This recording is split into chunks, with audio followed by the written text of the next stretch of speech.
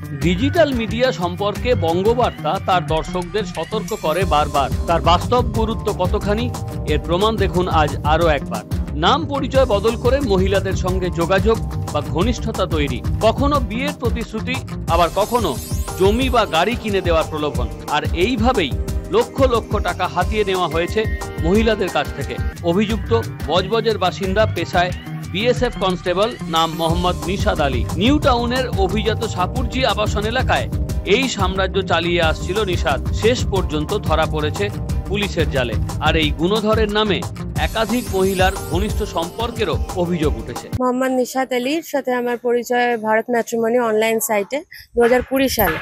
And then ও বিয়ের প্রতিশ্রুতি দেয় এবং বিয়ে করে অনেস্টলি সেটা।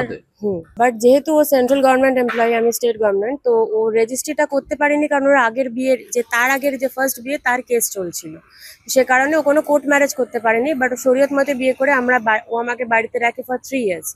ওর শ্যামপুর বজবজ নারকেলডাঙ্গায় বাড়ি। ওর মা বাবা বোনের সাথে আমার সংসার, সেটা পুরোটাই এখন অস্বীকার করছে। এবং ও 3 লাখ টাকা আমার কাছে কোর্ট পেপার রয়েছে, ও সেটা নিয়েছিল এবং সেই টাকাটা দিচ্ছে না। এখন আমার আলিপুর কোর্টে কেস চলছে, বজবজ পুলিশ আমার সহায়তা করেনি। 1 বছরের ওপর হয়ে গেল এফআইআর লজ করেনি।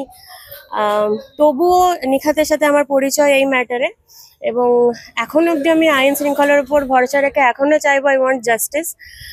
টাকাটা তো চলেই গেছে, আমার প্রচুর সময় 5 বছর নষ্ট করে দিয়েছে, আরো অনেক মেয়ের ভবিষ্যৎ এইভাবে নষ্ট করে দেবে যদি প্রপার জাস্টিস এইবারে ও না পায়। সো সবকিছুর পরে হ্যাঁ, ও BSF commando GD, BSF commando constable GD. তো দেখা যাক কতটা আইন শৃঙ্খলা ব্যবস্থা আমাদের সহায়তা করে। বিয়ের দিকে ব্যাপারটা এগোচ্ছিল, কিন্তু আমি পরে গিয়ে জানতে পারি যে এই ধরনের অনেক স্ক্যাম করে বেড়াচ্ছে, এবং স্ক্যামগুলো শুধু এই বিয়ের প্রতারণা দিয়ে টাকা পয়সা নেওয়া মহিলাদের কাছ থেকে। আমি এরকম আরও অনেক এফআইআর পেয়েছি ওর আগেনস্টে। আমার গাড়িও নিয়ে চলে গেছিলো কিছুদিন আগে।